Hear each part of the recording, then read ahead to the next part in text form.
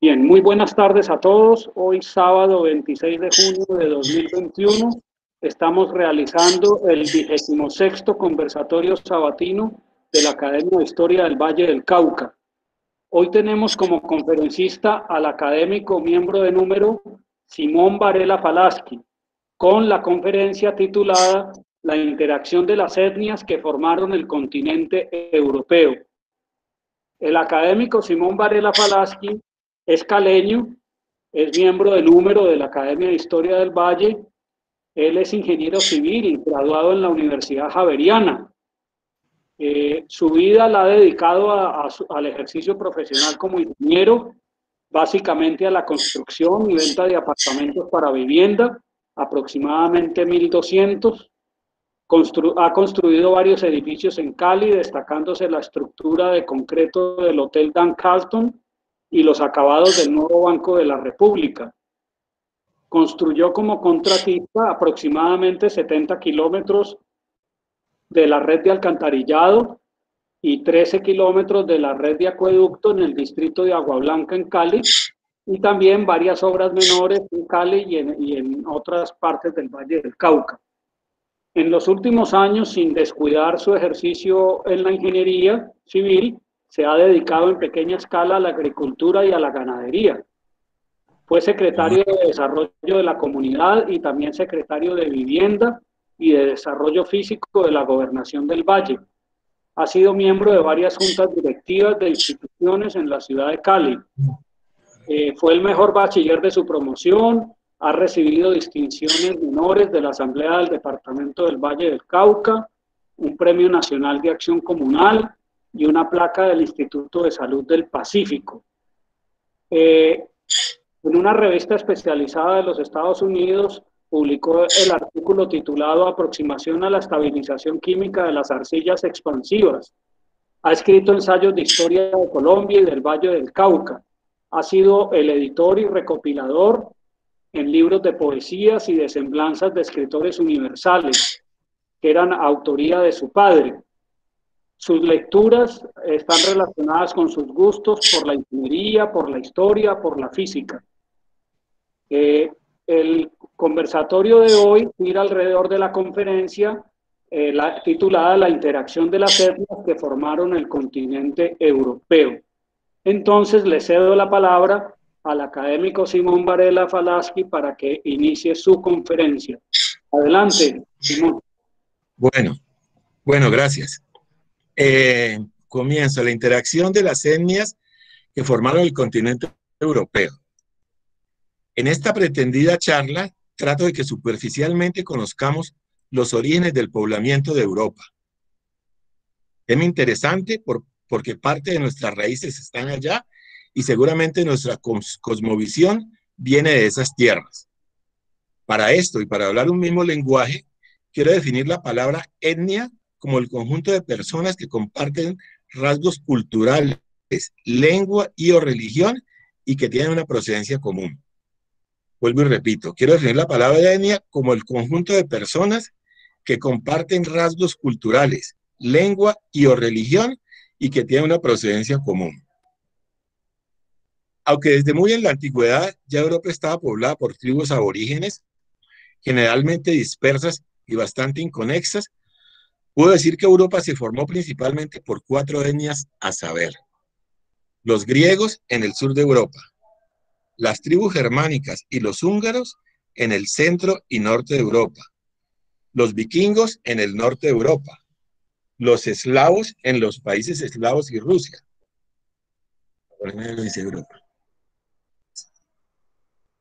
Rusia. Aunque sé que es pretencioso hacer esta división geográfica tan radical, pues todos estos pueblos interactuaron íntimamente, esta división artificial nos ayudará a entender y sacar conclusiones del tema.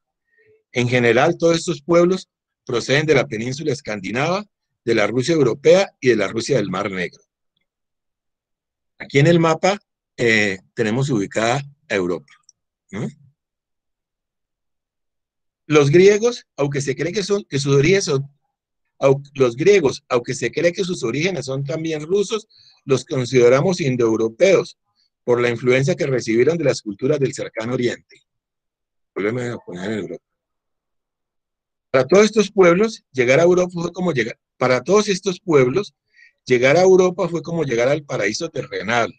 Europa es un continente privilegiado, completamente verde, con ríos caudalosos y bellos, tantos que sus cuencas a veces se confunden con una tierra tan fértil como pocas en el mundo, con un clima suave, donde los inviernos y veranos no tienen los cambios drásticos o brutales de Rusia, donde no hay estepas ni desiertos, ni vientos arrolladores, donde sus mares no son agresivos y con infinidad de bahías que lo hacen más calmo. En resumen, invitaron a esos pueblos al sedentarismo y a desarrollarse en esa tierra como pueblo. Los griegos tuvieron tanta admiración por Europa que al menos dos de sus poetas consideraron que el jardín de las Hespérides, una especie de paraíso terrenal de la mitología griega, estaba en el sur de España. Después de esta mínima introducción nos adentramos en el tema etnia por etnia. Empezamos por el sur de Europa, donde analizaremos los griegos y sus pueblos relacionados. Entonces, en esta parte, que es la parte de la influencia griega, repito un poco lo que teníamos adelante, o lo que teníamos adelante, ¿sí? En los griegos voy a considerar tres etnias que están completamente interrelacionadas y que tienen secuencias una con la otra, tanto secuencias culturales como de operación en su funcionamiento como países. Las tres etnias son los fenicios, los griegos en sí y los romanos. Esos tres los considero como la influencia griega en Europa. Entonces empiezo con los fenicios. Los fenicios. El verdadero nombre de los fenicios era cananeos, porque ocupaban la tierra de Canaán, en el cercano oriente. Hoy son principalmente las tierras del Líbano, pero también algo de Siria, Palestina e Israel. Se cree que ya existían allí en el año 4000 a.C., pero sus noticias históricas datan aproximadamente del año 2000. El nombre de los fenicios se lo dieron los griegos, que en su idioma significaba rojo púrpura, es decir, los rojos, o mejor, los que se visten de rojo. El púrpura era un tinte rojo intenso extraído de un molusco marino costoso y apetecido, cuyo monopolio comercial lo tenían los cananeos y que por esta asociación pasaron a conocerse como fenicios. En su devenir histórico influenciaron el estar en una franja grande sobre el mar Mediterráneo, es decir, circundado por las montañas de los bosques del Líbano, la aridez de su suelo, y por ser vecino de pueblos desarrollados como los egipcios y los hititas. Sin embargo, en la península de Anatolia, hoy Turquía, existían dos pueblos que también los influenciaron y fueron los lidios y los frigios. En realidad, no era una nación en sí, era una serie de ciudades con gobiernos y economías autónomas, pero con un sentido de unidad por etnia, cultura y propósitos económicos comunes. Este pueblo influyó tremendamente en la primitiva y grandiosa civilización griega, que es la que pobló todo el sur de Europa y es la raíz de la civilización occidental en la que hoy vivimos. Es así como el alfabeto fenicio y la escritura fenicia fueron asumidos con cambios mínimos por la cultura griega. Es decir, el alfabeto griego es el alfabeto fenicio. Igualmente, en el siglo XIV a.C., ya escribía música instrumental de la cual quedan partituras grabadas en piedra y que los griegos tomaron para sus instrumentos musicales y para elevar su espíritu civilizado, hoy interpretado por orquestas sinfónicas. Escribían música, no solamente la tocaban de oído, sino que la escribían. Y hay composiciones en piedra que hoy son todavía tocadas. Eso indica, pues, el nivel cultural en que estaban. Su condición geográfica ya expuesta, su actitud pacifista con sus vecinos y el asumir el comercio como su verdadera vocación, los impulsaron a recorrer todo el mundo marítimo conocido, siendo llamados junto con los griegos los hombres del mar. Los cedros del Líbano le proporcionaron la madera liviana y resistente para hacer sus barcos, Se inventaron un betún para impermeabilizar sus naves de forma duradera y hacer los viajes más largos y autónomos. Fabricaron barcos de carga y de guerra para defender su mercancía y los asaltantes, mercancía de los asaltantes, y aprendieron a navegar de noche guiándose por las estrellas y lejos de las costas. Ese es un gran avance marítimo, no tener que estar viajando, mirando la costa como guía, sino que ellos empezaron a guiarse por las estrellas. Los griegos hicieron lo mismo, pero con la osa polar. Los lidios eran un pueblo famoso, los influenciados de los lidios. Los lidios eran un pueblo famoso por ser forjador de metales y fueron quienes inventaron las primeras monedas, estas acuñadas en plata y que los fenicios rápidamente adoptaron e impusieron en sus relaciones comerciales con las ciudades que visitaron el sur de Europa, claro, como alternativa al trueque de sus productos y mercancías que llevaban en sus naves. Finalmente, los frigios influenciaron ellos también.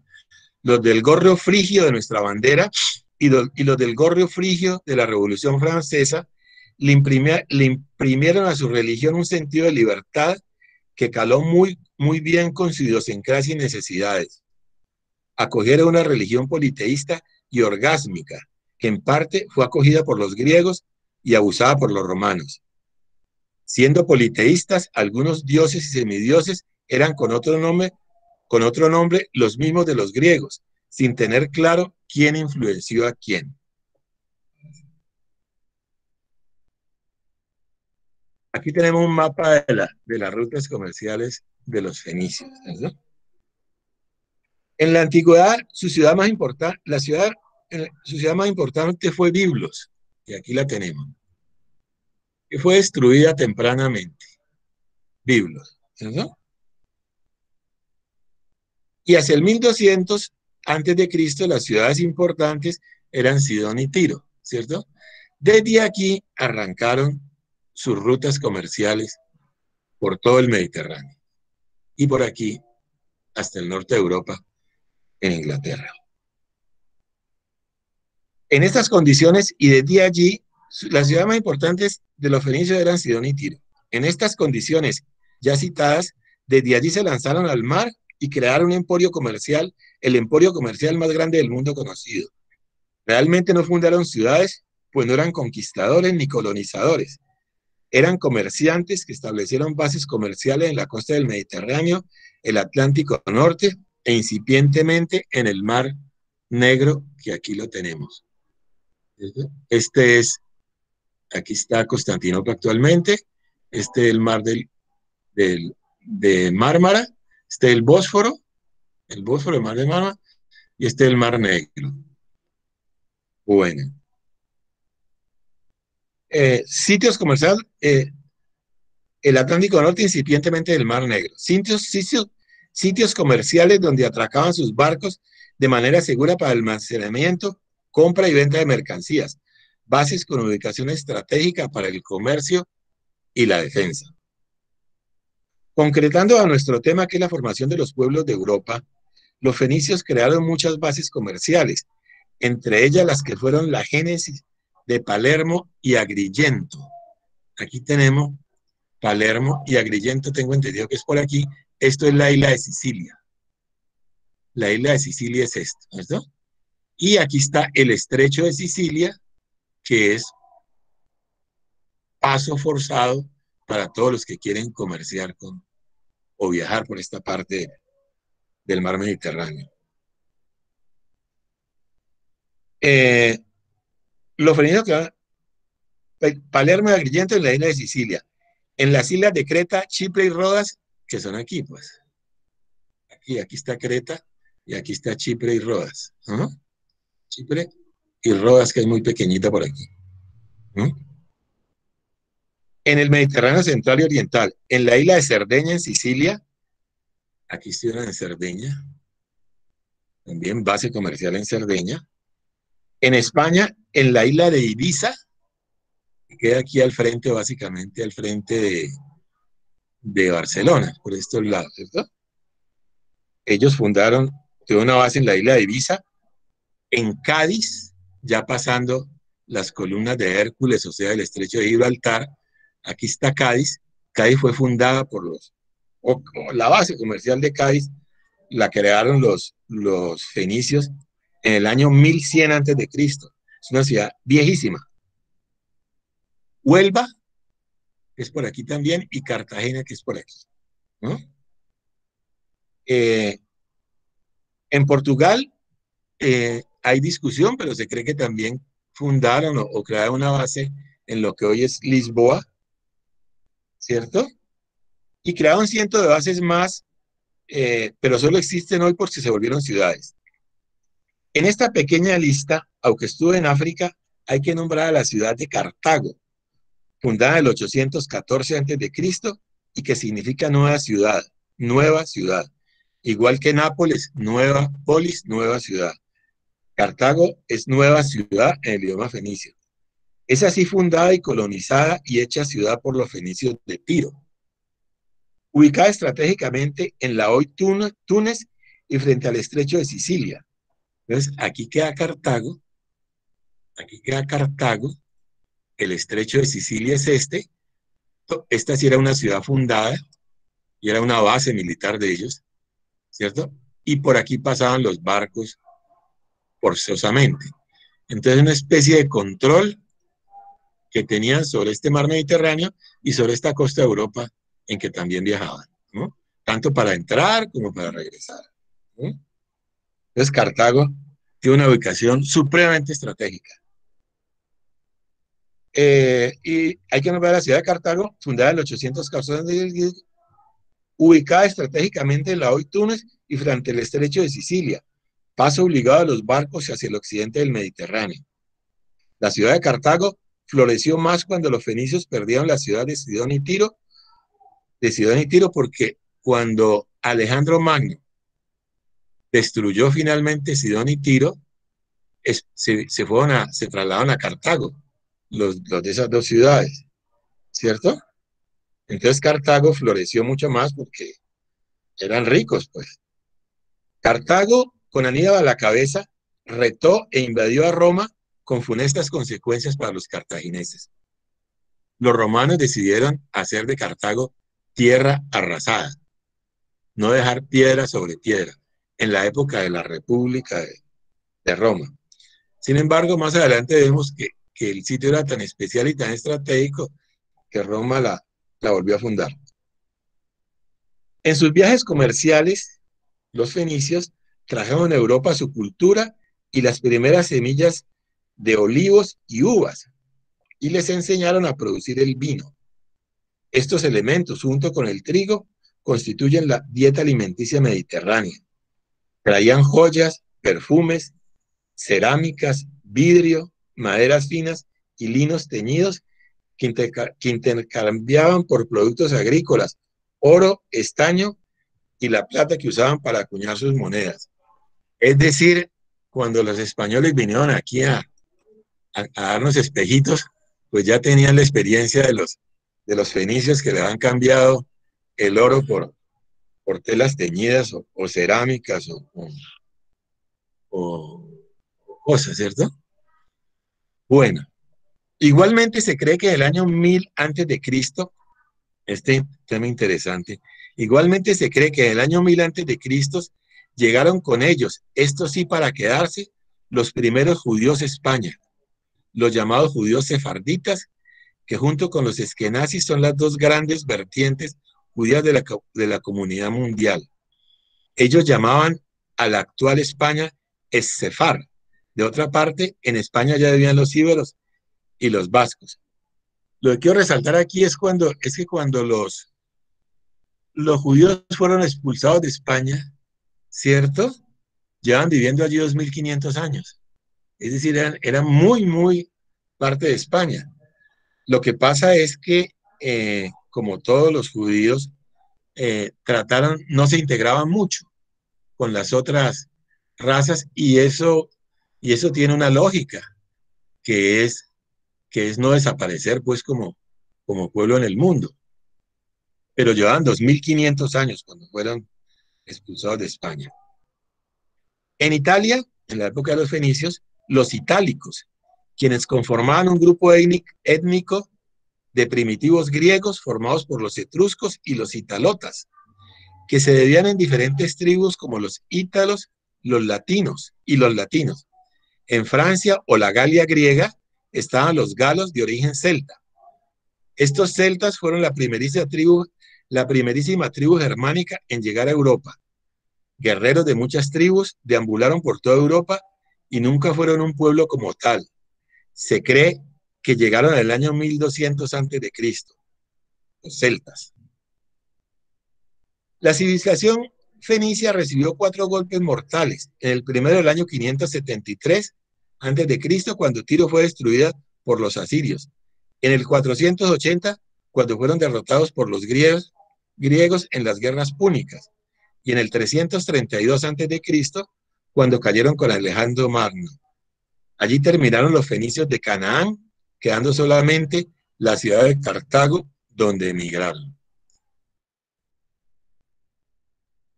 La segunda etnia de esta parte de la influencia griega son los griegos en sí, ¿cierto?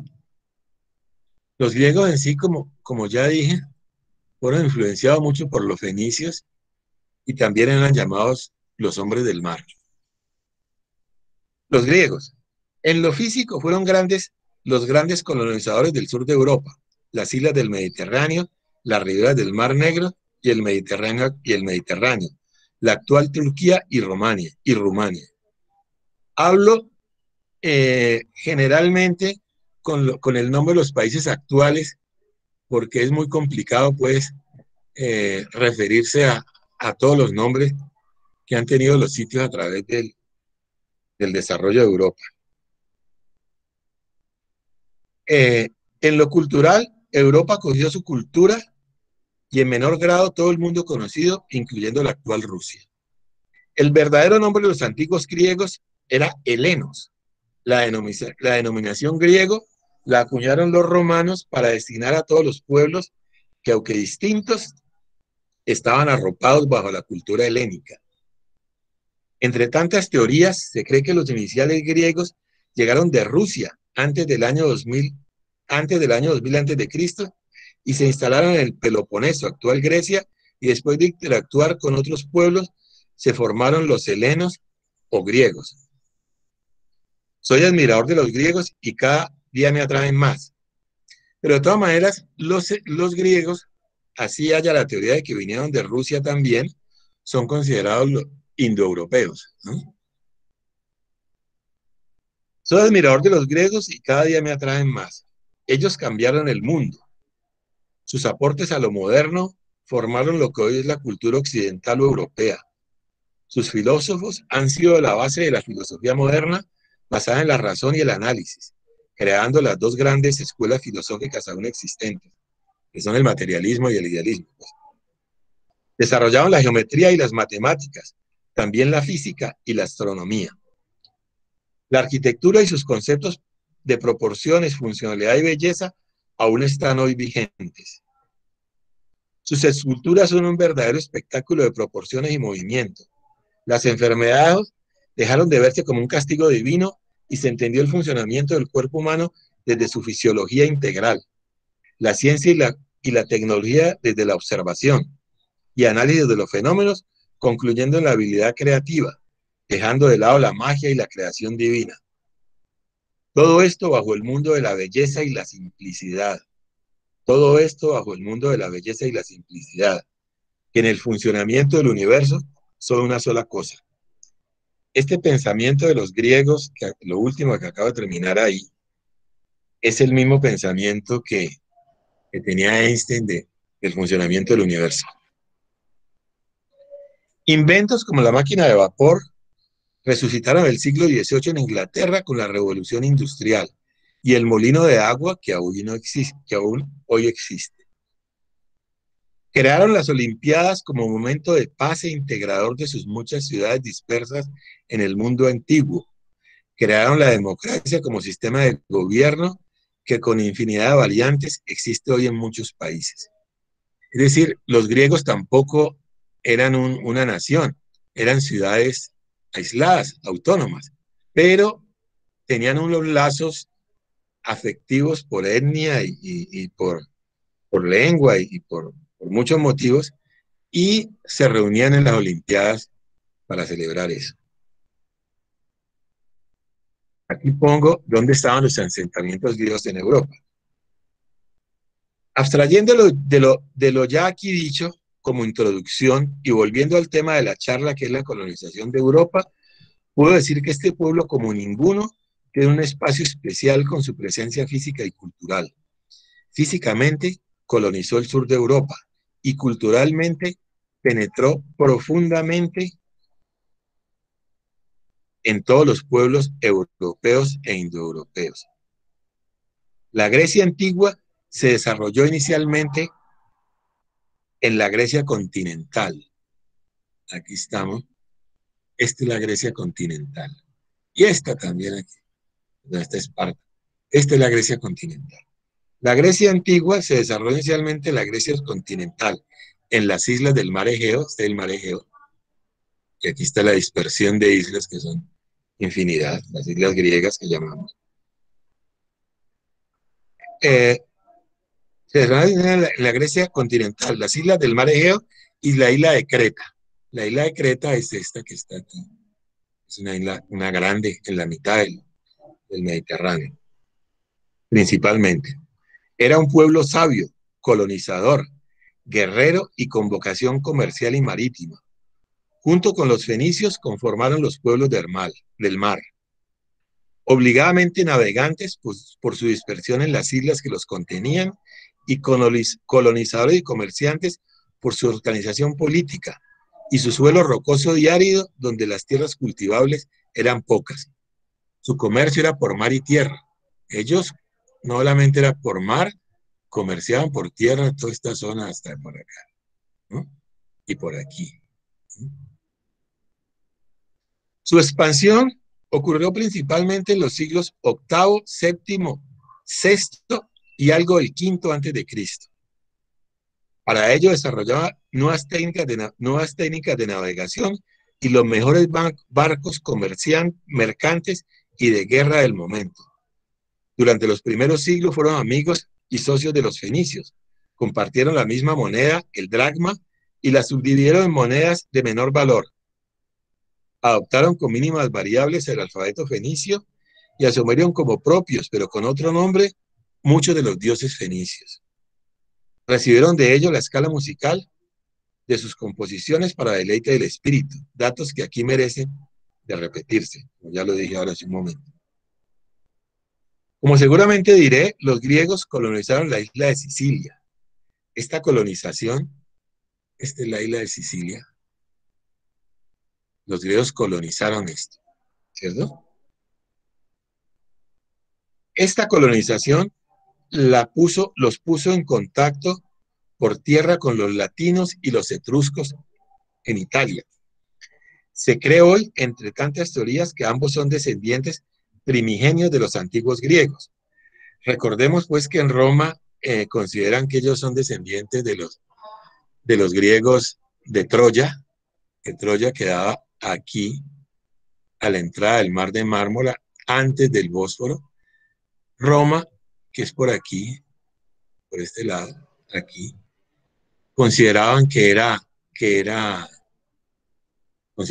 descendientes de los griegos, ¿no? Los griegos de Troya. Esta colonización lo puso en contacto con tierra con los latinos y con los etruscos en Italia. Se cree hoy, entre tantas teorías, que son descendientes primigenios de los antiguos griegos, como ya leí. Aunque los griegos tenían ya sistemas de pesos y medidas, el comercio entre ambos los hizo ponerse de acuerdo en la medida de peso y volumen para poder comerciar, es decir, racionalizar el comercio. Basados en el ánfora, un recipiente egipcio y mediterráneo para líquidos para comerciar, determinaron que un ánfora es un pie cúbico de agua. O sea que como medida, el pie cúbico de agua es un ánfora. Perdón. Aquí. Que el ánfora es un pie cúbico de agua. Medida para el agua, el vino y las salsas. Este pie cúbico de agua correspondía en peso a un talento. O sea, un talento de cualquier fruta debía pesar lo mismo que pesa un pie cúbico de agua. Un talento de uvas, un talento de madera, por decir algo, o un talento, debía pesar lo que pesa un pie cúbico de agua. Este pie cúbico de agua correspondía en peso a un talento, lo cual correspondía también a una medida monetaria medida en monedas de plata. Es decir, un talento de plata era el equivalente en plata a un pie cúbico de agua. Esa es la definición de la moneda, el talento, ¿cierto? Lo cual correspondía a una medida monetaria en peso de plata. De alguna forma, la división de este talento surgió la libra, que era una medida más manejable a la cotidianidad, porque el talento pues de por sí era una medida muy pesada. Los griegos con sus barcos, mercancías, alfabeto y sistema de pesos y medidas agrandaron considerablemente los puntos de comercio de los fenicios. Coparon todos los Balcanes. Estos son los Balcanes. Esto, aquí. Pues esta parte de aquí. Estos son los Balcanes. ¿No? Coparon todos los Balcanes, los mares de Mármara y Negro, que ya los expliqué, y llegaron a puntos de África y Europa, llegaron a más puntos de África y Europa, y llegaron, como ya he dicho, racionalizando el comercio con sus sistemas monetarios y de pesos y medidas. Eso del sistema monetario y de pesos y medidas fue un gran avance para la humanidad. Pronto esta sociedad pasó de ser socio a competidora de los fenicios y aprovechando los continuos ataques bélicos que sufrieron los fenicios en su tierra, los griegos también se sumaron a estas guerras, siendo Alejandro Magno quien finalmente acabó con las ciudades de Sidón y Tiro. En este tiempo de paz y de guerra, los griegos iniciaron la colonización del mundo conocido en su momento. Sin embargo, aquí nos limitaremos solamente a lo referente a Europa. Es sabido por todos que Grecia no era una nación como tal, y mucho menos un imperio. Simplemente muchas ciudades compartían un espacio común, cada una con gobierno y economía independiente.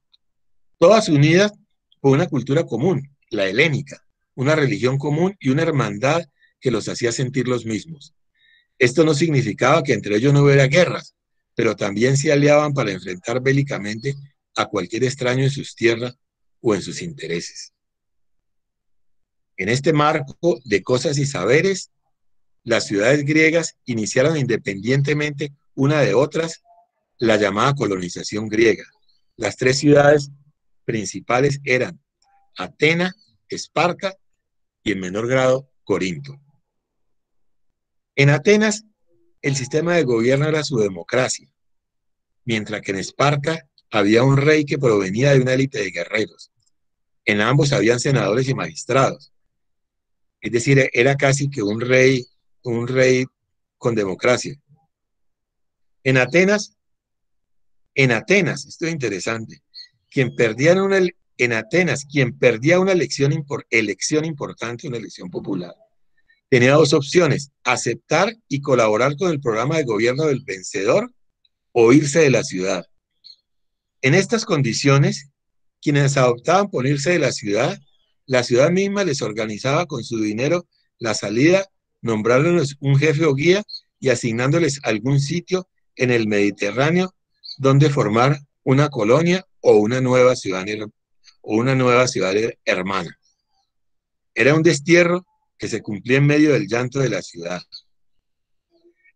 En Esparta, con un rey, operaba en menor escala algo similar. También hubo colonización griega por sobrepoblación de las ciudades, para lo cual dichas ciudades operaban de igual manera que con los perdedores en la democracia. Finalmente, colonizaban también los que voluntariamente y sin planificación alguna emigraban por la pobreza o por aventura. Los dorios, uno de los tres grandes grupos de la arquitectura griega, los dorios eran guerreros y eran espartanos. Los jonios, que son los de mayor admiración, fueron los mayores colonizadores griegos y eran atenienses. Sobre los jonios hay muchas teorías de su procedencia, pero se dicen que eran descendientes del rey Ión, cerca de Atenas. Ión significa Juan en la raíz latina, o joven, o Giovanni, hoy en italiano, o Ión nuevamente como raíz de joven. Es decir, los jonios eran los jóvenes. Los jonios se anexaron a la incipiente Atenas y pronto la gobernaron. A algunos jonios les fue asignada la colonización de la costa mediterránea de la actual Turquía. Fundaron allí ciudades como Esmirna, Éfeso, Pérgamo, Mileto, Eritrea y las islas de Samos y Rodas. Es decir, los jonios colonizaron esta parte de aquí. Esta parte de aquí. Y ahí está gran parte de la cultura griega, es decir, la cultura, el área de los jonios, ¿no? Aquí fundaron ciudades, aquí está, la acabo de leer, entre las cuales, bueno, Esmirna, Éfeso, Pérgamo. Pérgamo fue la ciudad donde, digamos, inventaron, no, pero donde había la primera gran biblioteca de pergaminos, ¿cierto? Fue la primera gran biblioteca de la Edad Antigua, y Pérgamo, pues, la palabra pergamino viene de Pérgamo, que era donde se hacía. Entre los griegos eran los jonios sin lugar a dudas los más brillantes. Ya en la actual Turquía se apoderaron de la entrada del mar de Mármara y el Mar Negro, los cuales también colonizaron las actuales Bulgaria, Rumania, Ucrania y Crimea. Entonces, estamos aquí, ¿cierto? Estamos aquí, ¿cierto? Esto es Ucrania, esto es Ucrania, esto es Crimea, la tan disputada pedazo por los rusos, porque es su salida al mar Mediterráneo, ¿cierto? Entonces está Crimea, los jonios lo fundaron, aquí está Ucrania, y Rusia llega aquí, algo así. Por aquí salen los rusos, pasan por Crimea y llegan al mar Mediterráneo, ¿cierto? Y también los rusos, pues aquí están, los rusos de hoy estoy hablando, aquí están asociados con los, perdón. Aquí están asociados con los sirios, donde tienen una tremenda base militar para estar en el Mediterráneo. Bueno, por eso digo que es interesante conocer un poco de dónde vienen todas estas peleas tan antiguas. Ucrania y Crimea, y Rumania. En Europa Occidental colonizaron la isla de Sicilia y el sur de Italia. Esta es la isla de Sicilia, esta es la isla de Sicilia y el sur de Italia. Yo veo un poquito este mapa porque aquí está Nápoles, o sea, Nueva Polis, que fue fundada por los griegos también, o sea que ellos llegaban hasta aquí, ¿no? Territorio conocido en su época como la Magna Grecia, es decir, el sur de Italia y Sicilia, era lo que llamaban los griegos la Magna Grecia. Sicilia está situada en el centro del Mediterráneo, como lo podemos ver. Es un punto estratégico y paso obligado de barcos en una tierra de una belleza y fertilidad única en el mundo. Sicilia es una verdadera maravilla de belleza de paisajes y de cultura, ¿no? Corinto fundó en Sicilia Siracusa, su única fundación. Esparta fundó Tarento. Los aqueos fundaron a Síbari, la ciudad de Síbari, símbolo de lujo y refinamiento que terminó en relajación moral, y de allí que los que siguen esa conducta los llamamos sibaritas. En la Magna Grecia, es decir, de Síbari, en la Magna Grecia fundaron y finalmente la destruyeron. En la Magna Grecia Fundaron más de 40 ciudades, entre ellas las ya mencionadas. También Mesina, creo, estoy seguro, que queda aquí, está el estrecho de Mesina, no sé a cuál de los dos lados de Sicilia, pero es también un estrecho muy pequeño, ¿no? Fundaron Mesina, eh, eh, fundaron Mesina, Catania, Heredia, Crotona y Nápoles, que significa nueva polis. Y Agrigento, que había sido una base fenicia, lo volvieron ciudad. En Francia fundaron a Marsella, Niza y Mónaco, y en general toda la costa mediterránea, que va de la actual Italia a la costa española de la actual Cataluña y Valencia.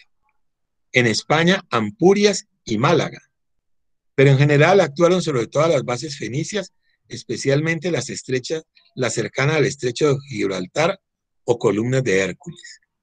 Aquí está el estrecho de Gibraltar o columnas de Hércules.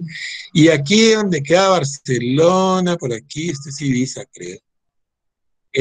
También fundaron una cosa que se llama el Puerto de las Rosas. Hoy tiene otro nombre, pero no recuerdo. O sea, llegaron aquí hasta las columnas de Hércules. Estas ciudades, todas eran puntos comerciales y ciudades griegas que después terminaron, se acabaron. ¿Mm? Al oriente de Grecia, toda la costa búlgara y rumana. Es decir, aquí Bulgaria y Rumania, aquí, y aquí Ucrania. Al oriente, toda la costa búlgara y rumana, Tracia y Dacia para los romanos, como llamaban ellos los romanos esa área.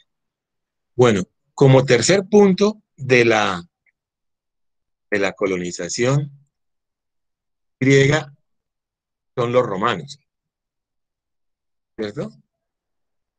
Paralelamente a la colonización griega, se formaba en Italia, concretamente en Roma, el imperio más grande, poderoso y duradero del mundo occidental, formado por los etruscos y los italotas, que comprendía a los ítalos latinos y a los brucios, entre otros. El imperio romano era una eficientísima máquina militar con una organización política que funcionaba a la perfección para sus propósitos expansionistas. Posiblemente los momentos de mayor expansión y gloria fueron durante la República de Roma y que terminó con la muerte de su más insigne general, Julio César. Allí, con la muerte de Julio César, empezó el imperio. En esta charla solo me ocuparé de lo relativo a Europa.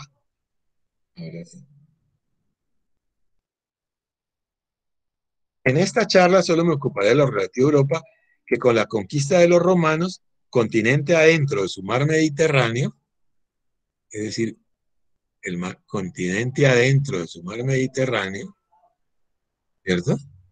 Esto, pues. Continente adentro de su mar Mediterráneo, se consolida el mundo griego en todo el sur de Europa como cultura y como etnia. Recordemos que los romanos eran de la misma primitiva ascendencia griega. Aquí lo que está en rosado es el Imperio Romano, ¿cierto? Tanto de Oriente como de Occidente. El primer objetivo militar de los romanos fue la Magna Grecia, que como ya dijimos, corresponde a todo el sur de la bota itálica y la isla de Sicilia. Algo así como la mitad de la Italia actual. Eso ocurrió desde el año 250 a.C.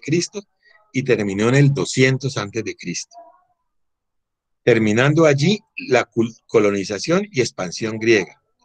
Es de anotar que cuando Alejandro Magno destruyó las ciudades de Fenicia de Sidón y Tiro, como ya dije anteriormente, muchos de sus habitantes emigraron a Cartago, fortaleciendo tanto esa ciudad que la convirtió en un inmenso emporio comercial que retó y puso en jaque a la República de Roma, la cual la destruyó en el año 146 a.C.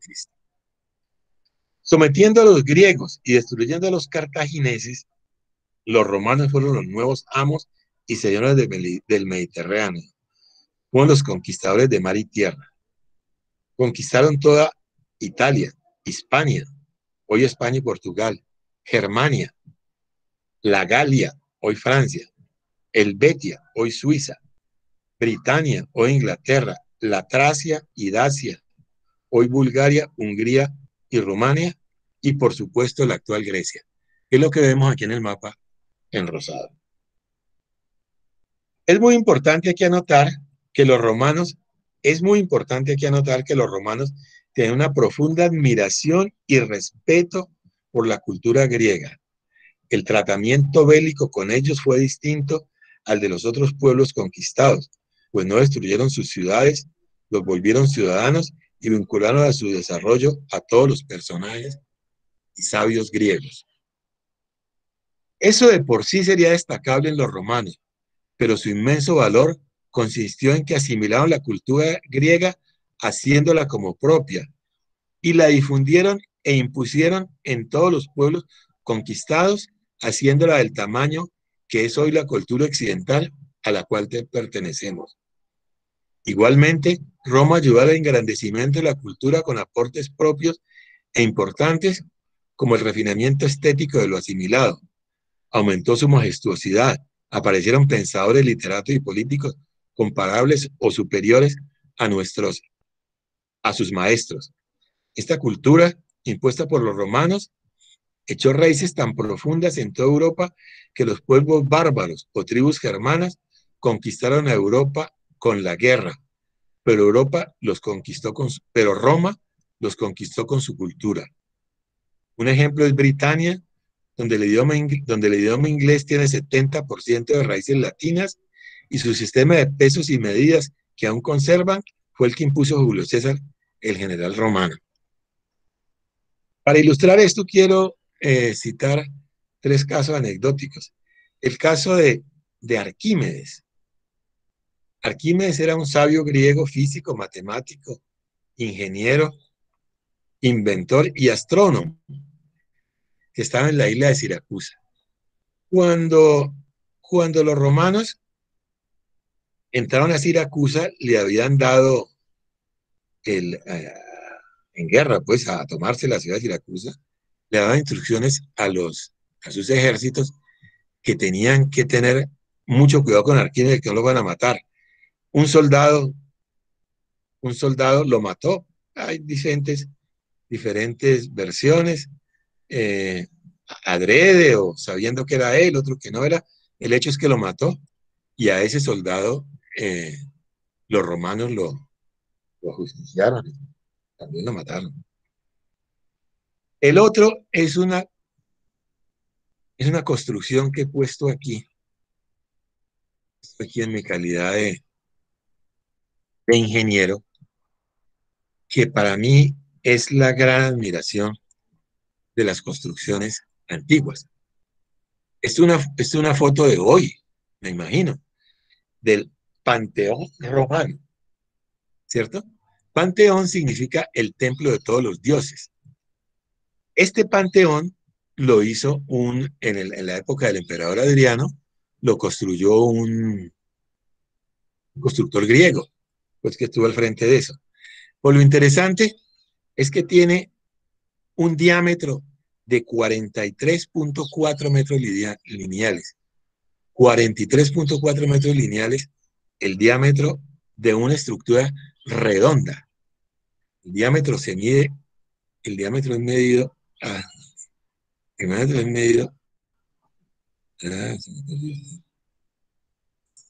es que está volteado. El diámetro es medido aquí, ¿cierto? Aquí un poco de ingeniería, ¿verdad? Eso es un semicírculo, es una semiesfera, todavía más gracia. Segundo, no tiene hierro, es solo concreto. Y tercero, tiene en la mitad este círculo, un hueco que mide 8 metros de diámetro. Es decir, es en concreto, sin hierro, y hoy es una de las 3 o 4 domos más grandes que existen después de estar las estructuras metálicas. Y tenían este sistema que se ha adoptado por la ingeniería, las construcciones en los últimos 30 años, digamos, tal vez 50 años, que llaman líneas de influencia. es decir, las líneas por donde van los esfuerzos de las cargas. Es decir, ya en esa época estaban en ese adelanto de, de ingeniería, ¿cierto?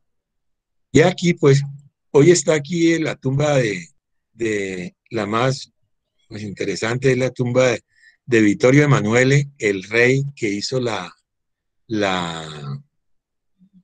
¿cómo se llama? La libertad de Italia, la unificación de Italia, con Garibaldi y, y, y Mazzini y Cavour, ¿cierto? Ahí está. Y también está la tumba de Rafael Sanzio, el pintor. Otra es la biblioteca, para la admiración que tenían los griegos, otra es la biblioteca de Alejandría, que aunque está en Egipto, creada por los Ptolomeo, el general de Alejandro Magno, ¿cierto? Así estaban sacándose 40.000 volúmenes que iban para Roma por instrucciones de Julio César. Y, y en la sacada, en el puerto ahí de Alejandría, hubo el primer incendio de la biblioteca y se quemaron los 30.000 volúmenes. Después trató el emperador César Augusto de la biblioteca que había en Pérgamo restablecer 30.000 más. Finalmente la biblioteca desapareció. En el sur de Europa, antes del Renacimiento, llegaron otros pueblos que aunque no tuvieron la influencia cultural que tuvo Roma, se asentaron en sitios muy puntuales de Europa. Los unos, que eran chinos, que ya lo veremos muy más adelante con detalle, se asentaron en la actual Turquía. Los turcos de raza turca, es decir, los de Turquestán, se asentaron en Bulgaria y algunos gitanos en Bulgaria, Rumania y en general el sur de Europa. También los árabes en el sur de España. Aquí quiero hacer un resumen de la formación del sur de Europa, es decir, de la colonización griega, que le hemos resumido en esa palabra. Los fenicios, del año 1100 a.C. al año 150 a.C. Los griegos, del 800 a.C. al 200 a.C. Y los romanos, del 200 a.C. al 500 después de Cristo. 700 años. Y en España, ¿por qué nos interesa? Los germanos, o sea, los visigodos. Bueno, no solamente los visigodos, los germanos del año 500 a.C. al 700 y los árabes del 700 a 1492. Muy bien, entonces con eso damos terminada la influencia griega, ¿verdad? Perdón un segundito. La influencia griega. Ahora nos trasladamos al centro y norte de Europa, donde se establecieron las tribus germánicas y las húngaras, y una parte de los húngaros. Entonces, esta parte la he llamado influencia germana y húngara. El centro de Europa, entonces voy a hablar de las tribus germánicas. El centro de Europa y gran parte del norte fue ocupado por la etnia compuesta por las llamadas tribus germánicas. Estas tribus aparentemente tienen su origen en el sur de la península escandinava y en la zona cercana a esta, es decir, las llanuras de la antigua Rusia europea, ya establecidas allí en el año 1000 a.C., las tribus germánicas. De todas maneras, estos pueblos hacia el año 250 a.C. ya copaban la zona de la actual Alemania, Dinamarca, Polonia, Lituania, Letonia, Estonia, Bielorrusia y las zonas de Rusia cercanas a esta.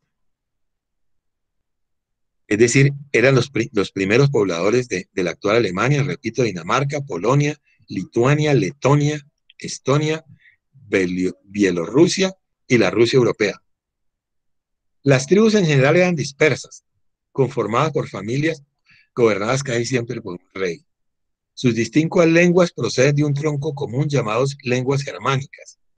Su religión fue inicialmente la escandinava y luego el cristianismo.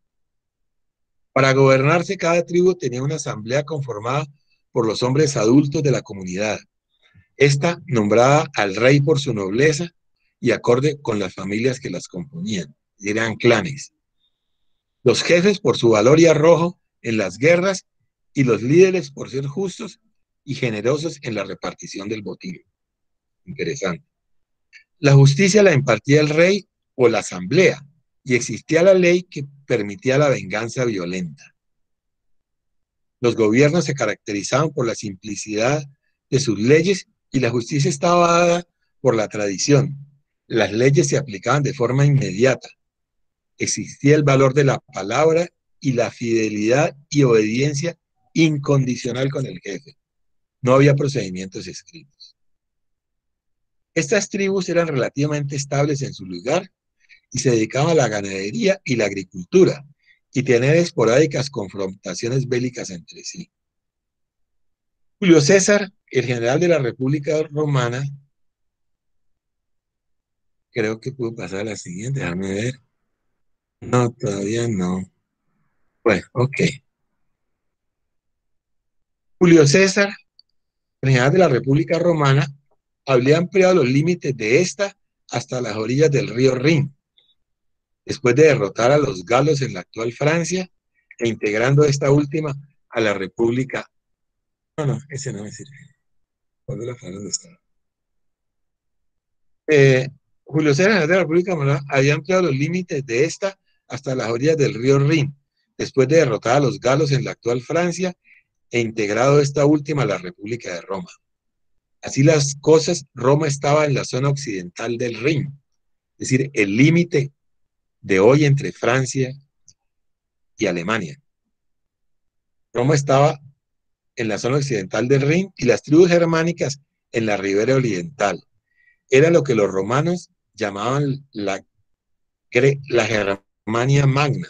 Esto fue hacia el año 57 a.C. Hacia el año 38 a.C. fundaron a orillas del Rin la ciudad que 60 o 70 años después bautizaron con el nombre de Colonia, siendo esta una colonia romana.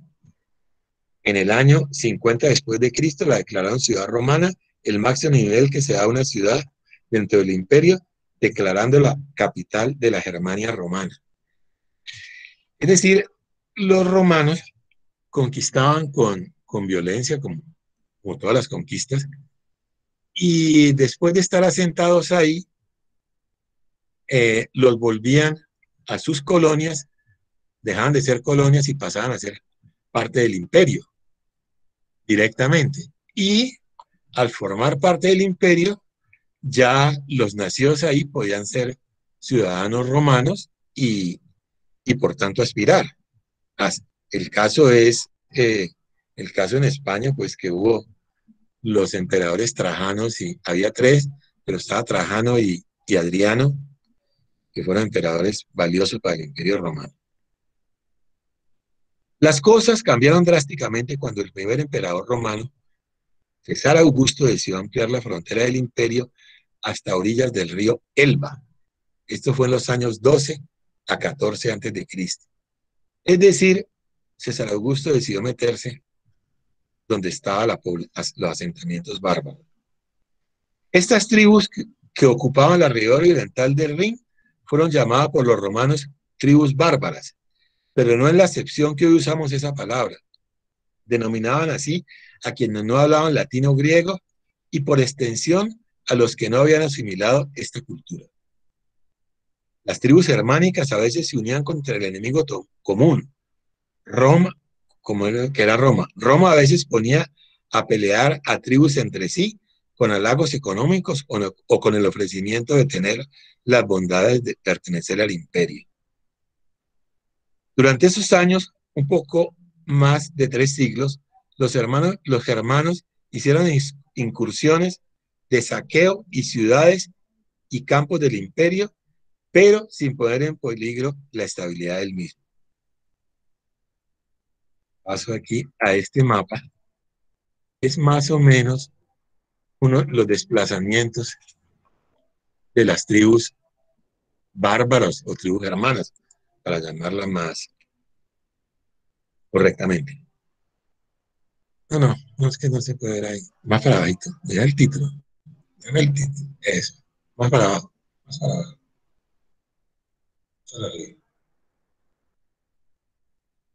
Bueno, las tribus germánicas habían crecido inmensamente para esa época y ya copaban toda la Europa oriental, incluyendo la hoy Ucrania y Rumania.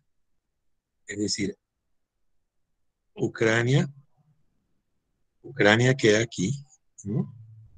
Ucrania queda aquí, Rumania queda aquí, ¿no? Ah, bueno, aquí está más claro, ¿no? Lo que está en rosado es el Imperio Romano de Occidente. Lo que está en un gris es el Imperio Romano de Oriente. Y lo que está en blanco es lo que ocupaban las tribus bárbaras en su momento. ¿Cierto?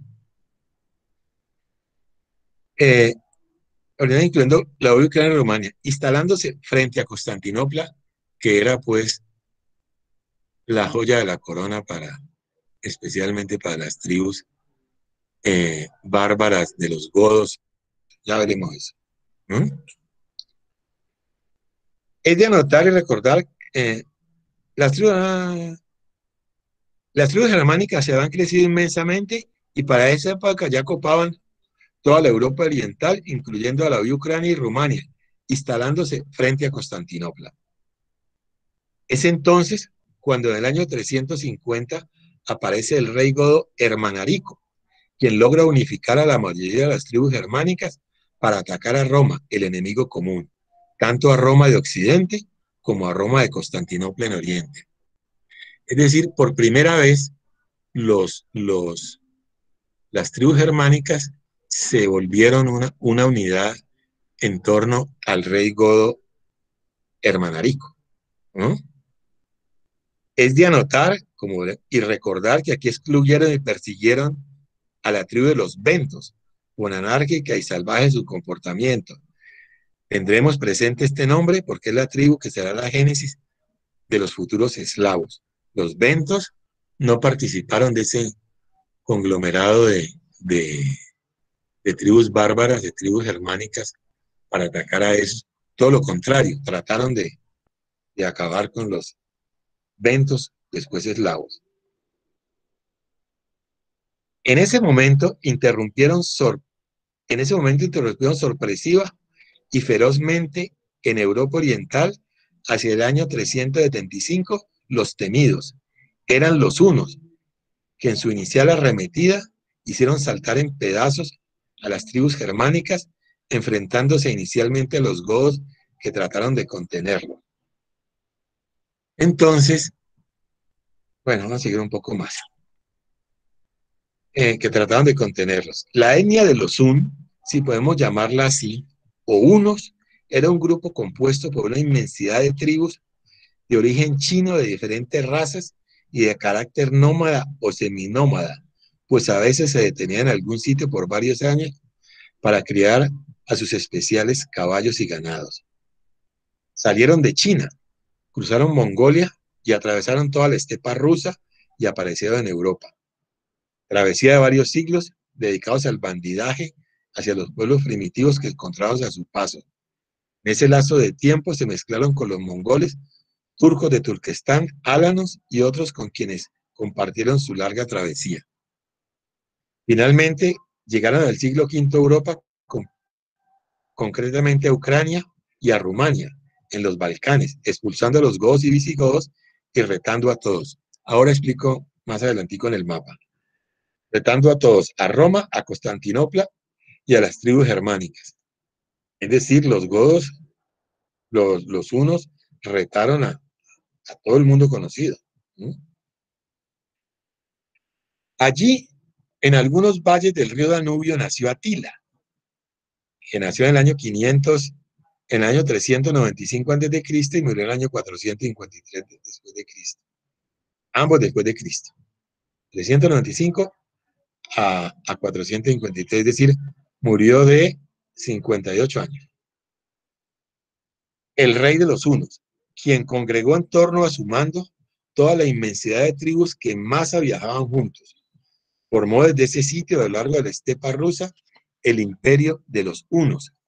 Atila, como es claro, era europeo y pertenecía a la aristocracia de una de las tantas tribus, y su formación no era tan básico o elemental como la de sus súbditos. Hablaba latín y griego, tenía algunos gustos refinados y muchos decían que tenía buen corazón. Consumado estratega, especial negociador, sanguinario y con la ferocidad necesaria para ser el rey y conductor de ese pueblo de conducta destructora. Aquí nos referiremos solo a su paso por Europa, que los interesa. El Imperio Romano de Occidente ya los conocía por referencias dadas por Constantinopla. Es así como se adelantaron a negociar con ellos, es decir, Constantinopla, los romanos de Occidente entraban en negociaciones con los hunos antes de que los atacaran para que atacaran a las tribus vándalas, a las tribus germánicas. Es así como se adelantaron a negociar con ellos para atacar a las tribus germanas. Este negocio salió mal, porque los romanos incumplían y los hunos incumplían o pedían más.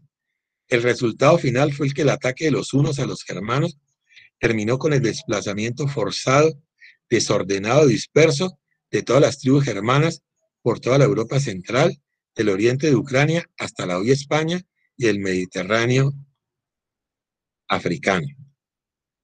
Voy a mostrar aquí cómo operó eso. Básicamente la tribu principal de los hunos eran los godos, y la más grande y la más organizada. Los godos venían viajando desde el sur de Suecia, venían viajando hasta lo que hoy es Ucrania y Rumania, ¿cierto? Allí se dividieron en dos. Se dividieron en los ostrogodos y los visigodos y los mismos godos, ¿cierto? Estando en este sitio, ¿cierto? Y los godos manejando todas estas tribus, llegaron los hunos y los atacaron, ¿no? Los atacaron y atacaron a todas estas tribus germánicas que estaban aquí. Total, estas tribus salieron en estampida por toda Europa y haciendo las destrucciones que hicieron, entre ellas el Imperio Romano. Entonces, con los primeros que se encontraron los hunos fueron, o los primeros que expulsaron fueron los visigodos. Los visigodos estaban aquí, ¿cierto? Estaban aquí y estaban aquí, ¿cierto? Eran los mismos godos. Recorrieron esto que es la Grecia, destruyendo y atacando. Llegaron hasta Roma, fueron los mayores destructores de Roma y se devolvieron y se asentaron aquí momento que no me funciona. Se asentaron aquí en el occidente de Francia y en toda España. Estos fueron los visigodos. Pero antes de los visigodos, sin entrar en contacto con los hunos, aparecieron los vándalos que fueron antes de los visigodos, que viajaron aquí se encontraron con el tema de los hunos, y viajaron por aquí, viajaron por Francia, ¿cierto? Viajaron por España, estuvieron en Andalucía, como explicaré más adelante. Los vándalos se tomaron a Cartago, la nueva ciudad, una ciudad nueva que han fundado los romanos debido a su posición estratégica, y desde aquí atacaron la hoy España, Córcega, Cerdeña, Sicilia, Chipre y Roma misma. ¿Verdad? Estos fueron los vándalos. Los otros fueron los francos, que vinieron aquí terminaron en Francia, los sajones, que llegaron a Inglaterra y al norte de Francia, los anglos, que llegaron a Inglaterra, y los jutos, que llegaron a Dinamarca, que venían de Dinamarca y llegaron aquí al norte de Francia. Bueno, sigo. Esta expedición de los bárbaros, o de los germanos, terminó en el año 476 con la caída definitiva del Imperio Romano de Occidente. Todo un proceso de salvajismo. Las tribus germánicas también combatían entre sí, desordenadamente, hicieron ataques salvajes que destruyeron y saquearon a Roma y cuantos campos y ciudades existían, teniendo el saqueo como principal medio de supervivencia, porque en ese momento eran nómadas. Al tiempo de estos ataques, descubrieron el formidable y acogedor continente que era Europa y se asentaron en los distintos lugares del continente, donde asimilaron la cultura de los romanos y luego la religión católica. Es decir, conocieron y se amañaron. Para terminar esta parte, hago un listado de algunas pocas tribus germánicas que dieron nombre a algunos países o regiones que ocuparon. Vuelvo un poco para atrás. Entonces aquí está. Los alamanes, la tribu de los alamanes a Alemania. Los suavos a Suiza. Estuvieron también en Galicia, pero este nombre se lo deben a los galos. Los saxos o sajones a la región del sur de Inglaterra y el norte de Francia y Alemania. Los anglos a Inglaterra. Los francos a Francia. Los lombardos a la Lombardía en el norte de Italia con capital Milán y la ciudad de Turín. Los vándalos, los más saqueadores y destructores, cruzaron toda Europa y se localizaron en la actual España. Los vándalos dieron el nombre a la región de Andalucía, o ciudad de los vándalos, hoy Andalucía. De ahí viene el nombre de Andalucía, Andalucía. Los visigodos fueron expulsados por los hunos de la actual Bulgaria y Hungría. Saquearon y fueron los mayores destructores de Roma y se asentaron finalmente en el occidente de Francia y en casi toda la península ibérica. Al llegar a España, los visigodos expulsaron a los vándalos, obligándolos a cruzar el estrecho de Gibraltar, llevándolos al asentamiento en la costa oriental del Mediterráneo en África y tomaron como capital de su imperio a Cartago, que había sido construida nuevamente por los romanos como una ciudad de lujos, donde el nuevo Cartago, desde el nuevo Cartago atacaron a Roma, Sicilia, el sur de Italia y Francia, lo cual ya lo vuelvo a pasar aquí. Los ostrogodos fueron un poco más hábiles. Los ostrogodos en cierta forma se unieron a los hunos y saquearon y destruyeron a Roma al tiempo que los romanos minimizaron a los hunos. Los ostrogodos se unieron a los hunos. Atilia, deprimido de esta minimización y alguna historia amorosa que hablan allí, Atilia, deprimido, se retiró a Hungría y allí murió en su noche de bodas con una germana ostrogoda. Bueno, ahora vamos a hablar de los húngaros. No tengo un mapa especial de eso, pero este es el mapa actual de Europa, ¿cierto? Los húngaros y los magiares son lo mismo, siendo esta una de las tribus nómadas que venía de Oriente, tal vez de la actual China, y en su larga travesía hacia Europa se mezcló con los turcos de Turquestán y con los iranios. Sin embargo, se cree que tuvieron un origen común con los hunos, por sus similitudes guerreras y algunas costumbres compartidas que hacen pensar que eran más que tribus aliadas del antiguo imperio huno. Era una tribu rara, belicosa y de guerreros con arrojo como los hunos. Venían a Europa a instalarse sedentariamente, no venían a conquistar, venían a instalarse sedentariamente con sus familias y ganados. Inicialmente se instalaron al norte de la península de Crimea y empujados o acosados por otras tribus de las estepas, avanzaron y se dividieron en dos. Es decir, los húngaros, los húngaros venían de aquí, ¿cierto? Venían en su travesía por aquí. Al llegar aquí, se dividieron en dos, ¿cierto?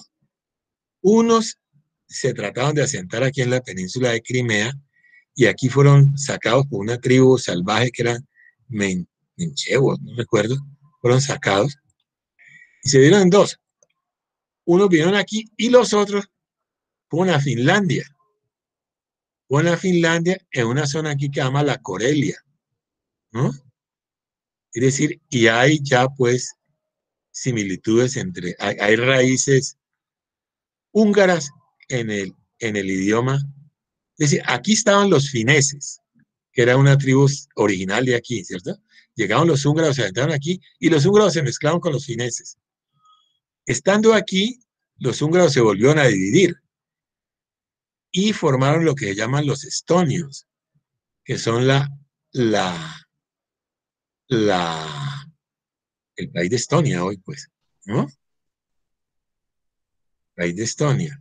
Y en esta parte de aquí estaban los baltas, que le dan el nombre al mar Báltico. Pero bueno, estamos hablando de los húngaros. Venían de aquí, se dividieron, llegaron a Crimea, los que dividieron llegaron a Finlandia y Estonia. Y aquí de Crimea los sacaron, como ya dije, ¿cierto? Pero ellos no venían para Crimea, ellos venían era para Hungría, donde estaban el último residuo de los hunos, que estamos pensando que era una misma familia. Venían para Hungría y una parte de Rumania. Entonces, sigo leyendo aquí. Venían a Europa a instalarse sedentariamente con sus familias y ganados. Inicialmente se instalaron al norte de la península de Crimea y empujados o acosados por otras tribus de las estepas, avanzaron y se dividieron en dos. Unos ocuparon la actual Finlandia, posteriormente se dividieron otra vez, apareciendo un grupo llamado los estonios, ubicados en la actual Estonia. Interactuaron con los fineses y mantuvieron su forma de vida primitiva, y por ser muy guerreros pudieron asentarse y tomar como suyas esas tierras de Finlandia, en la que no tenían mayor interés los germanos, etnia con la cual los fineses no se relacionaron. Los otros magiares, como ya dije, se dirigieron a la actual Hungría y algo de Rumania. Llegaron a esa tierra en el año 895 después de Cristo, llamada por los romanos la Tracia, por la que habían pasado antes los griegos, los romanos, los hunos, los eslavos y finalmente ellos, quienes definitivamente se asentaron allí. Allí había residuos de los antiguos hunos y aunque los magiares finalmente llegaron allí en el año 895, parece que informalmente estaban allí 3 siglos atrás, mezclados con los hunos. Es decir, su llegada a esas tierras de Hungría no fue una casualidad. Los magiares. Este pueblo magiar, cuando hizo su aparición guerrera contra el Sacro Imperio Romano de los francos, fueron llamados por estos Hung. Es decir, eran los mismos Hung del Imperio Romano de Oriente y se asemejaban a los Hun o Hunos. Por su similitud de pelear a caballo con arco y flecha, terminaron siendo llamados húngaros. Al llegar a esta tierra, desde el primer momento se asentaron allí, crearon sus típicos caballos de la misma raza de los caballos hunos y también su característico ganado bovino. Se dedicaron a la agricultura y ganadería, pero algunos no olvidaron el nomadismo y el saqueo que hicieron principalmente en Italia. Hay que recordar que Atila, cuando ya desmoralizado se retiró de Roma con su mínimo ejército, se instaló en la actual Hungría, donde murió en el año 493 después de Cristo. De todas maneras, los húngaros y los hunos se entrelazaron integralmente. Hoy tienen un bello país y su capital, Budapest, una de las ciudades más turísticas y bellas del mundo. Ciudad surcada por el Danubio, está conformada por 2 ciudades. Buda en la montaña, que era el nombre del hermano de Atila, se llamaba Buda, y Pest en el área plana. En Hungría, hoy el nombre de Atila es muy común entre los hombres. Recuerdo en el último Giro de Italia, un combativo corredor húngaro con ese nombre. Con esta presentación de los húngaros doy terminada el tema de las etnias que conformaron el centro de Europa, las tribus germanas. Ahora vamos con la influencia vikinga.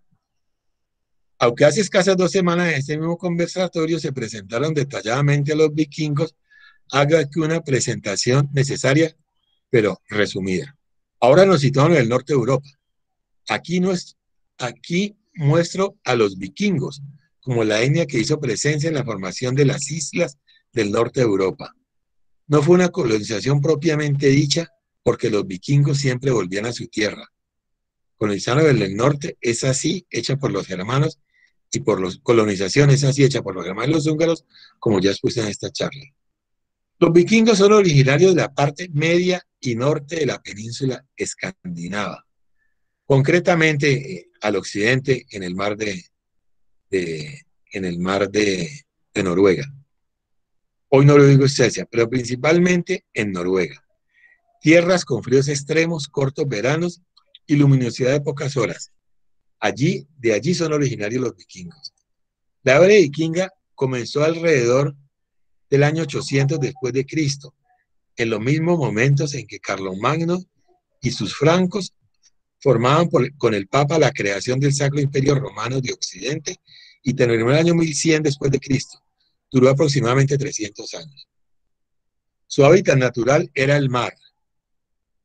Desarrollaron los barcos vikingos delgados, largos, de poco calado y veloces, donde la proa y la popa eran iguales, de tal manera que no era necesario girar el barco para ir en el otro sentido.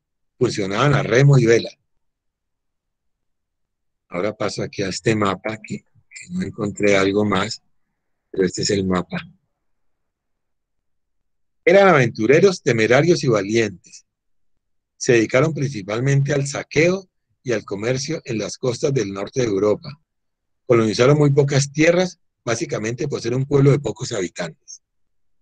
Fundaba a Dublín en Irlanda. Aquí está Irlanda. Dublín no sé bien dónde queda, me imagino que por aquí. Fundaba Dublín en Irlanda y luego se asentaron en esa isla. Al igual que en las islas que rodean Escocia, porque no fue en Escocia, fueron en las islas que la rodean, fueron algunos asentamientos allí. Islas Shetlands, como que son estas. Ah, no, estas. ¿Cierto?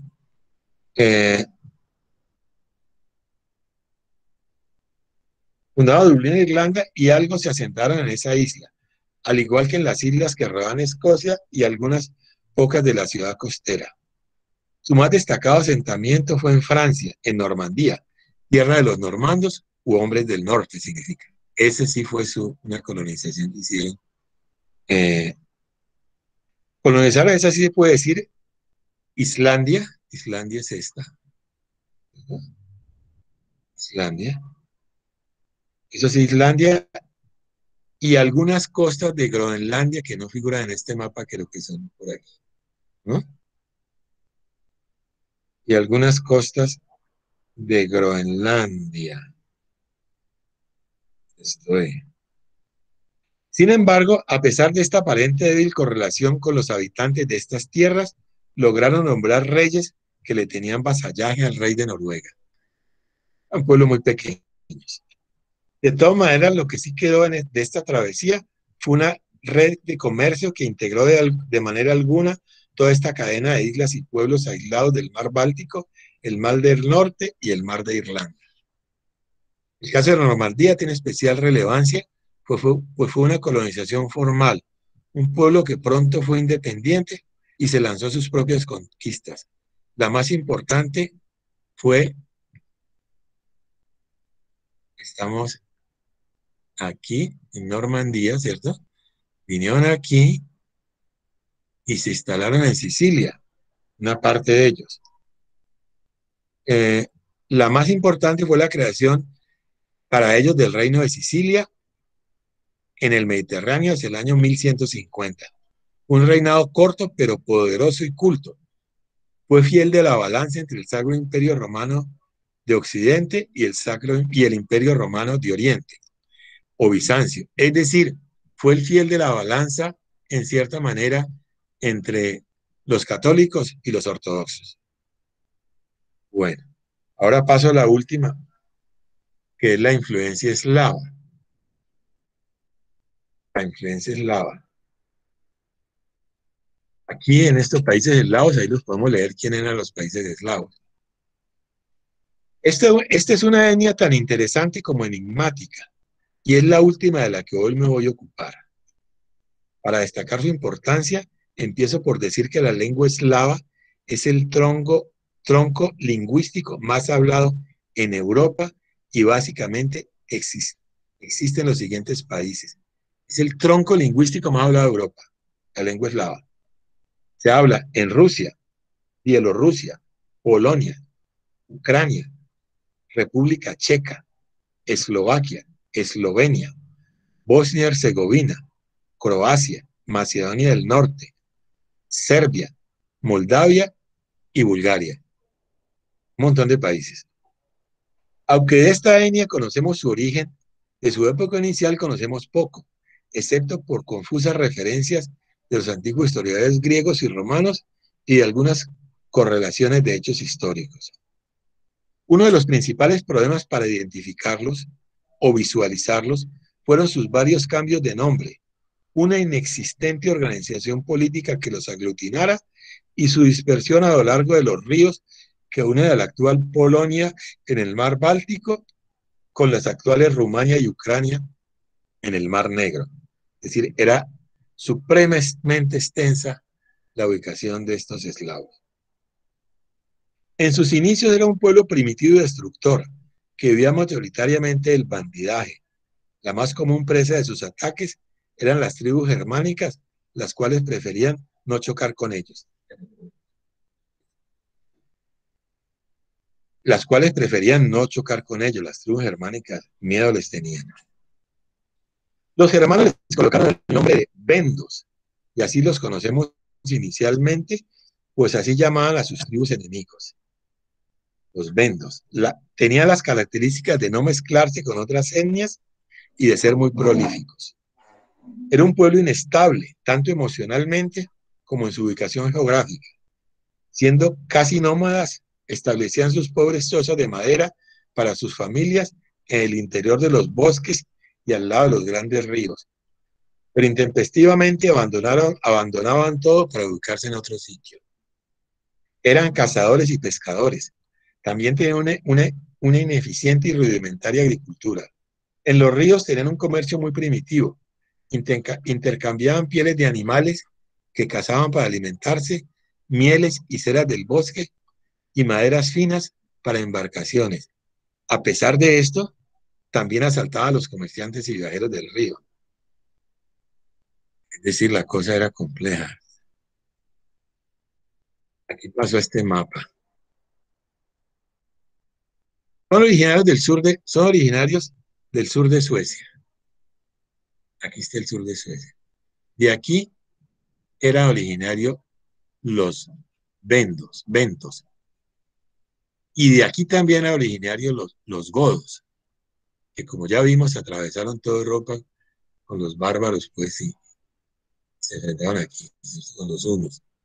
Pero eran del mismo sitio. Los vendos, los godos eran de aquí y los vendos también de aquí un poco más arriba. Aquí en este momento es importante hablar de los godos, tribu germánica originaria del mismo lugar y coetáneos con los ahora llamados ventos. Los godos eran la tribu germánica más grande y organizada. Estos se dividieron en tres, como ya lo dije, los visigodos, los ostrogodos y los godos mismos. Hacia el siglo II a.C., los godos aparecen en la hoy Polonia. Aquí estamos, ¿cierto? Pasaron de aquí y llegaron aquí. En la hoy Polonia aparecen los godos, ¿no? En la llanura conformada por los ríos Oder y Vístula, perdón, estoy equivocado, llegaron aquí. Aquí está el río Vístula. No, está bien, sí. Aquí está el río Vístula y aquí está el río Oder. En esto que llaman la llanura europea, aquí llegaron los godos. Este último, el más importante, el río Vístula, el más importante de la hoy Polonia, y que divide su territorio en dos mitades. La masiva llegada de los godos creó grandes perturbaciones a las tribus germánicas allí establecidas. Estaba conformada por los ríos Oder y Vístula. Este último, el más importante de la hoy Polonia, y que divide su territorio en dos mitades. La masiva llegada de los godos creó grandes perturbaciones a las tribus germánicas allí establecidas. Ya en esa época, a través de los ríos de Rusia, de la hoy Rusia y la Europa oriental, existía un apreciable movimiento comercial entre el mar Báltico y el mar Negro, siendo sus protagonistas las tribus germánicas, los turcos de Turquestán, los escitas y finalmente la admirada metrópoli de Constantinopla, inicialmente llamada Bizancio. Así los godos, en una travesía de más de 300 años, se dirigieran de orillas del Mar Negro, arrasando en su camino con vándalos y rugios y otras tribus germánicas. Es decir, viajaran de aquí a aquí, ¿no? Esto pues 300 años, pues eso es muy lejos.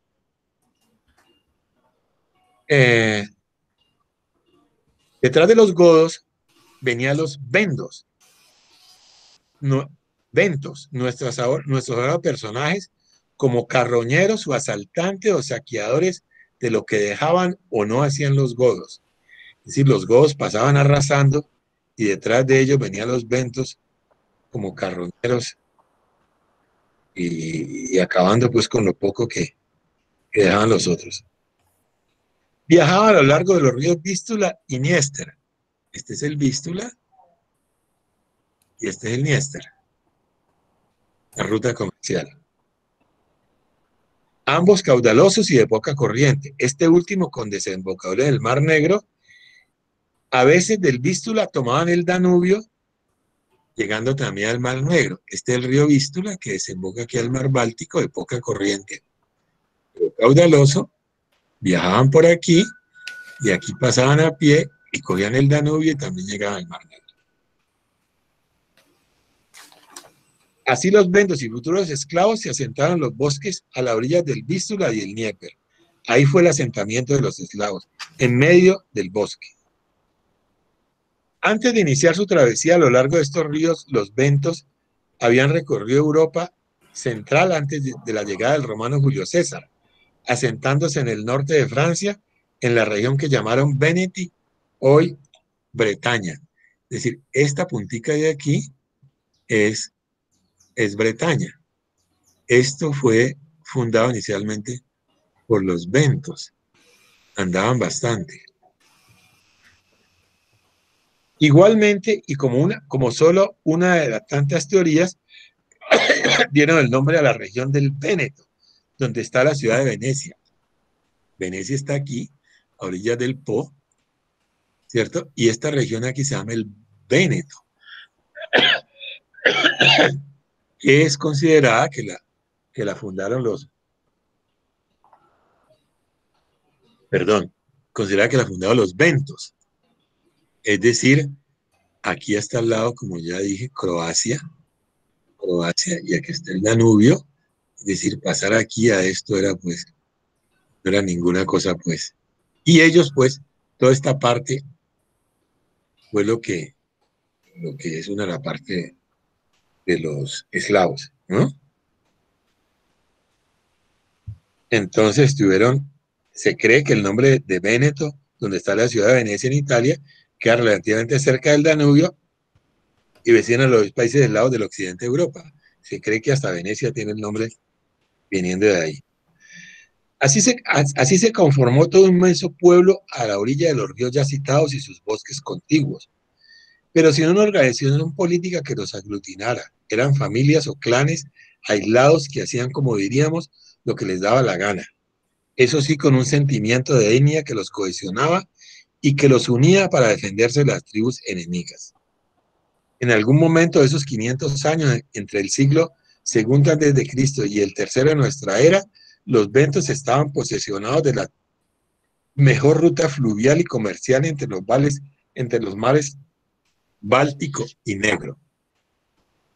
Hacia el 350 después de Cristo, como ya dije en esta charla, Hermanarico, el rey godo, congrega en torno suyo a todas las tribus germánicas para atacar a Roma y Constantinopla al mismo tiempo. En los años anteriores, los godos combatieron a muerte a los ventos, nerviosos de tenerlos siempre a su retaguardia y por los motivos de inestabilidad emocional y geográfica ya conocidos aquí, no fueron llamados a ese gran propósito, hermano. Para esa época, muchos de los ventos estaban asentados en la región que ellos llamaron Podolia, al sur de Ucrania y en la actual Moldavia, frente a los visigodos asentados en la actual Hungría y Rumania. Es decir, estaban asentados algo como por aquí, algo así. No sé exactamente en qué orilla, pero es por aquí, donde está Moldavia. Pues bien, la Moldavia actual, ¿no? Por primera vez los futuros eslavos, cuya mayor debilidad es la falta de organización política, se propusieron tenerla para enfrentar a los godos y a todas las tribus germánicas que los atacaban al tiempo. Paso previo y necesario de los germanos para atacar a Roma y Constantinopla. Así surgieron las dos grandes federaciones de futuros eslavos, los Slavini o Sclavini y los Antes, aunque sigan existiendo muchos clanes y familias ventos ajenas a estos dos grupos. Los Antes principalmente era el grupo más numeroso e hicieron alianzas, o mejor fueron mercenarios mercenarios del Imperio Romano de Oriente para enfrentar al enemigo común que eran las tribus germánicas encabezadas por los godos. Es decir, los Antes se aliaron como mercenarios con los romanos de Oriente y atacaron a los godos, o se defendió de los godos. Allí tuvieron fama de ser grandes y arrojados guerreros, como ya de antemano lo sabían las tribus germánicas. Los Sclavini inicialmente estaban en la Europa central, al norte, y se defendían del ataque de las tribus germánicas. Como ya dije, en esos momentos aparecieron los hunos, haciendo saltar en pedazos la inmensa confederación de tribus germánicas que desafiaba a los imperios romanos de Oriente y Occidente. Y ahora en adelante dejaremos de llamarlos ventos para llamarlos eslavos, como más adelante explico. Con la entrada en escena de los hunos, los eslavos deciden no pelear con los hunos. Más bien desaparecen o se invisibilizan, regresando a sus bosques y a la orilla de los ríos que conocen y de los que han vivido durante siglos. Es decir, no pelearon con los hunos, los germanos estaban de huida y ellos regresaron a sus bosques a través de esa longitud de río. Sin embargo, los eslavos, como siempre, se siguen extendiendo incesantemente a la sombra y en silencio. Es importante ver aquí el nombre de la denominación eslavo, es decir, el cambio de nombre de Vento a Slavini, que dio el nombre al país Eslovenia. El origen etimológico está en la raíz del idioma eslavo. Slav significa gloria o fama y también palabra, es decir, se autodenominaron los gloriosos o los famosos que hablan el mismo idioma. La raíz eslav es muy común en el ruso y en las lenguas eslavas. Sin embargo, y desgraciadamente en Occidente relacionaron la palabra eslavo con esclavo, y erróneamente algunos han creído que se trataba de una tribu de esclavos. Grave error. Tristemente, este error también tiene su origen, pues aunque es una etnia guerrera, individualmente algunos eran tímidos y silenciosos, y los romanos los hacían prisioneros y los tornaban esclavos, ¿no? Se cree que esta acepción proviene de Venecia, donde el comercio de esclavos para la guerra fue muy importante, generalizando el nombre de esta etnia con la esclavitud, hechos en los siglos VI y VII de nuestra era. De todas maneras, los eslavos piensan mal de Occidente, pues instintivamente saben que su lenguaje supedita a la mente. Aquí había hecho un paréntesis, y es, los eslavos son los países que acabo de nombrar, ¿cierto? La mayoría, con excepción los que manejó Tito en el mar Adriático, la mayoría eran, no, perdón, no, ahí, perdón, Teta. No. Ya voy. Ahí están los países, ¿sí?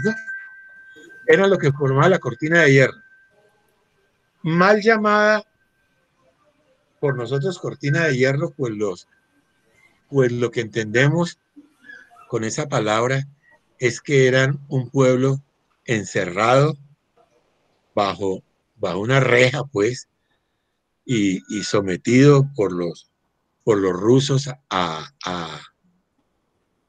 ultrajes y a su servidumbre, por decirlo así, ¿cierto? No, ellos allá se llamaban la Federación Paneslava, es decir, los mismos eslavos, todos federados. Y su instinto guerrero nunca lo perdieron, porque eso de la Guerra Fría, pues, de hoy es muy de ellos, pues, y obviamente, pues, eran correspondidos, pero tenían un sentido, o tienen un sentido de etnia que los aglutina y era la Federación Paneslava. Obviamente hubo casos de personas o de países que trataron de no ser independientes, pero por lo menos ser diferentes, como el caso de Hungría, que la reacción rusa fue sangrienta y en Checoslovaquia un poco menor. Pero lo que quiero decir es que ellos se sienten una sola raza y un solo grupo, ¿no? Bueno, pasando por lo anterior, los esclavos vuelven a interrumpir violentamente en el año 551 y reconquistan su viejo hábitat en Ucrania, Moldavia y también Bulgaria. Ya lo mostré. Y Bulgaria. Allí en esas tierras, que acabo de hablar de Podolia, ¿cierto? Los eslavos se dividen en tres grandes grupos y sentaron su cultura en varios países. Un primer grupo se asentó en el Peloponeso, es decir, en Grecia, y pasó a la actual Turquía y también Siria. En Europa, esos son los que vienen. En Europa, este mismo grupo son los eslavos de Bulgaria, Rumania, Bosnia y Herzegovina, Macedonia del Norte, Croacia, Eslovenia y Moldavia, es decir, casi los del mar Adriático. El segundo grupo se asentó donde siempre estuvieron, en Polonia, República Checa, Eslovaquia y Bielorrusia, es decir, donde llegaron en Polonia y a todos sus alrededores, ¿cierto? El tercer grupo, el más numeroso, cambió su nombre y se llamaron rusos, los cuales merecen un espacio especial en este escrito.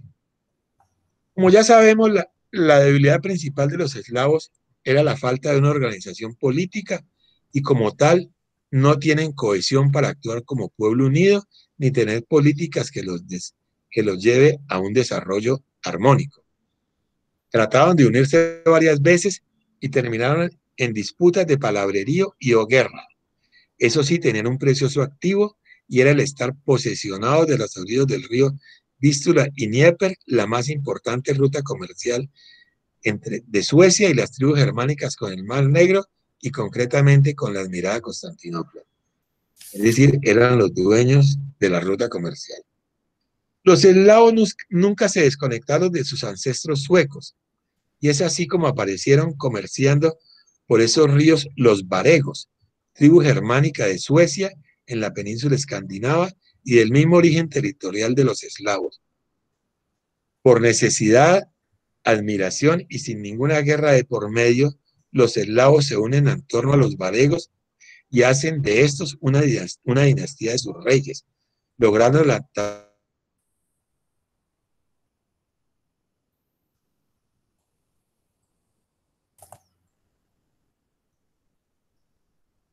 necesaria cohesión y organización. La palabra varego significaba comerciantes o viajeros. Estaba la antigua empresa de aviación que llamaba Varig, que hacía semejanza a ellos. Aquí como curiosidad, presento a ustedes el origen de llamarse rusos. Exigen muchas versiones. Una es que en la lengua irania existe la palabra rus o ros, que significa claro, blanco o libre. Es decir, ellos eran blancos, monos, rubios. Es decir, los hombres blancos y libres de la orilla occidental del Mar Negro o Ucrania. Así lo llamaban.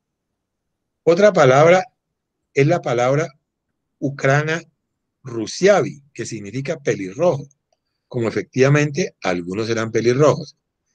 Estas acepciones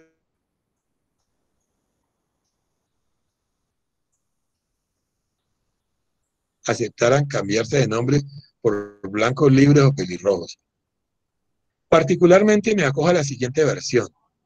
La palabra rus ha servido a los antiguos suecos para designar a las compañías varegas en general que hacían expediciones comerciales entre Occidente y Oriente. Vuelvo y leo. Particularmente me acojo a la siguiente versión. La palabra Rus había servido a los antiguos suecos para designar a las compañías varegas.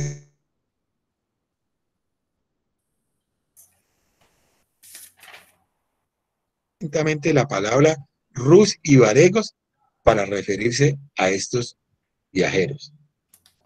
Es así que cuando los varegos se convierten en reyes de la fracción eslava que fundó la Rusia de hoy, seguramente al viajar juntos los eslavos y los varegos, todos empezaron a llamarse rusos, pues todos eran viajeros.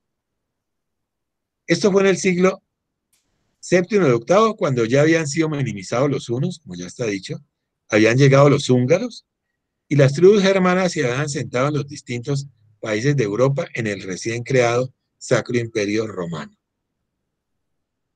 Vamos aquí, entonces.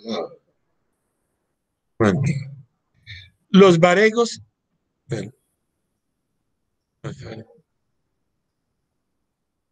los varegos fueron excepcionales. Organizaban a los eslavos como comerciantes y protectores de los comerciantes escandinavos o vikingos durante el siglo VIII al XI. Crearon ciudades eslavas importantes en la ruta. Los volvieron agricultores y mejoraron considerable su nivel de vida. Los varegos, que eran pocos, fueron absorbidos por la gran masa de sus antepasados eslavos. Fundaron, esto ya con el nombre de Rus, fundaron así la primera Rusia en Ucrania, y allí refundaron la ciudad de Kiev. Iniciaron una larga saga de reyes y zares que terminó con Fedor, hijo de Dan el Terrible, en 1598. Es decir, la dinastía de los varegos fundaron a Rusia y llegaron hasta 1598 con Iván el Terrible. Después de esto vinieron los Romanov, una historia interesante también. Paralelamente al tráfico por el Vístula y el Dnieper, los vikingos establecieron una ruta comercial peligrosa pero lucrativa, más al norte de la ruta de los esclavos, pero en la misma ruta. Navegaban por el río Volga y el Don, ruta azotada por las tribus nómadas de jinetes de las estepas rusas, pero comerciaban con los turcos, los cazares y los búlgaros, y finalmente con los árabes. Es decir, vino otra tribu, vinieron los vikingos que no usaron las rutas del Vístula, esto porque estaban ya copadas por esto, sino que exploraron una nueva ruta que era por el río Volga. ¿Cómo? Por el río Volga. El río Volga, no sé, me parecía que un poco más acá atrás. Por el río Volga había dos opciones, ¿cierto? Podían ir por el Volga y coger el Don y llegar al mar de Azov. O coger por el Volga otro río que se llamaba el Dniester. Palabra muy parecida, pero es otro río, que es este, ¿cierto? El Dniester. Y llegaban aquí también al Mar Negro, ¿cierto? Y a Constantinopla, pues, que era el objetivo final, ¿cierto? En esta parte del Dniester, los eslavos, ahora rusos, fundaron la ciudad de Kiev, algo así como por aquí, ¿no? A orilla de este río. Entonces tenían el comercio de los dos, tanto su ruta comercial de siempre y tradicional históricamente, como la recién creada por los vikingos, ¿no? Los vikingos establecieron una nueva ruta comercial peligrosa pero lucrativa más al norte de la ruta de los eslavos, pero en la misma Rusia. Navegaban por el río Volga y el Don, Rusia azotada por las tribus, como ya dije. Las dos rutas convergían en la ciudad de Kiev, a orillas del río Dnieper, que tenía dando poderosamente el inicio a la primera Rusia. Ciudad de gran comercio, pero también gran admiradora de Constantinopla, Kiev.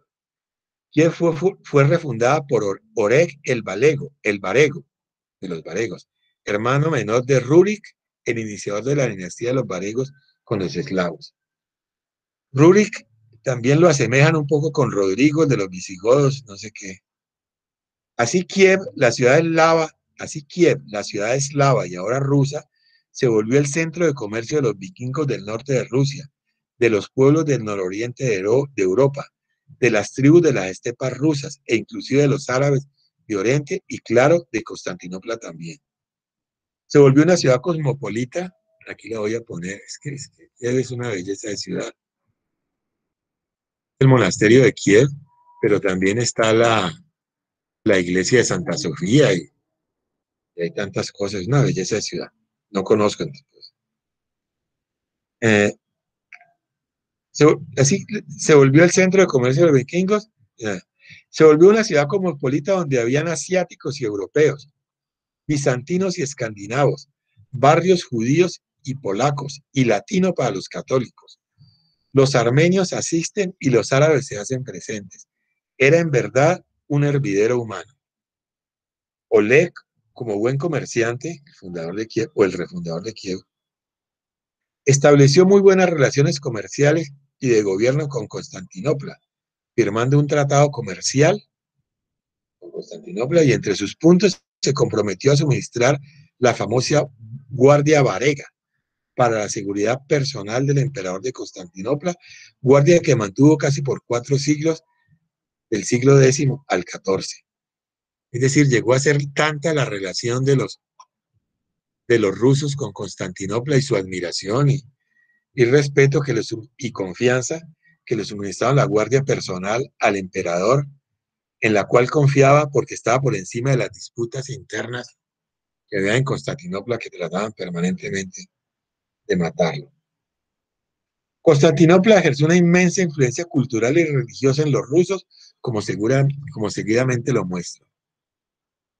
La relación con Constantinopla los llevó a la religión ortodoxa, a los rusos.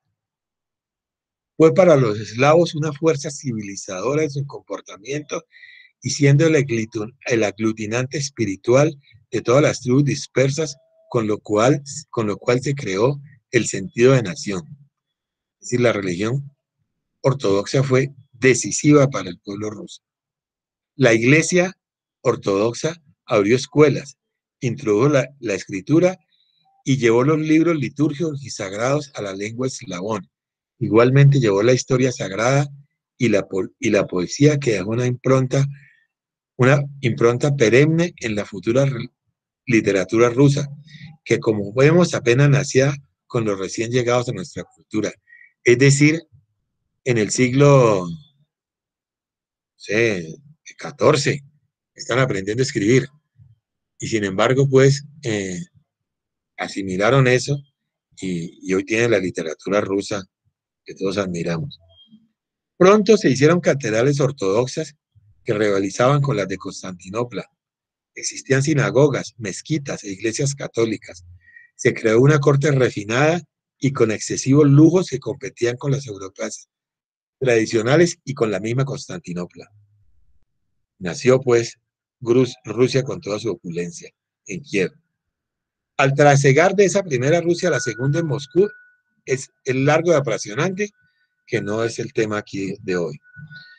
Solo me limitaré a decir que los rusos, con la influencia bizantina y la caída de Constantinopla, pregonaron que ellos eran la tercera Roma o el tercer imperio romano. Así se sentían, así había sido su influencia. Sus gobernantes empezaron a llamarse zares, que en lengua eslava significa César. Para considerar esto, Iván III, con la anuencia del Papa, se casa con Zoé o Sofía, sobrina y heredera directa de Constantino XI, el último emperador de Constantinopla. Es decir, afianzó su sentido de que el tercer imperio romano se estaba desplazando de Constantinopla a Kiev y después a Moscú. Sentían eso y lo trataron de afirmar casándose con la sobrina del último emperador de Constantinopla, que además parece que era la más directa descendiente. Así las cosas, los eslavos regresan a Europa del Este, convertidos en el imperio ruso, tan importante y decisorio en toda la política europea y mundial. Aquí podemos decir que en Kiev se formó un nuevo ser eslavo, pues aunque mayoritariamente seguían siendo escandinavos, por primera vez se mezclaron con otro pueblo y fueron con los habitantes de las estepas rusas. Así los rusos de la Europa del Este los rusos de la Europa del Este, no todos los rusos. Tienen su gran base racial en los eslavos y algo de los pueblos de las estepas. Su cultura es la cultura eslava y de Constantinopla entrelazadas y unidas. Su religión era la ortodoxa, ya no. Bueno, con esto termino. Agradezco a la Academia de Historia la oportunidad de esta charla, a ustedes su atención y espero que sea el inicio de algunos para ingresar al estudio de este tema tan interesante. Muchas gracias.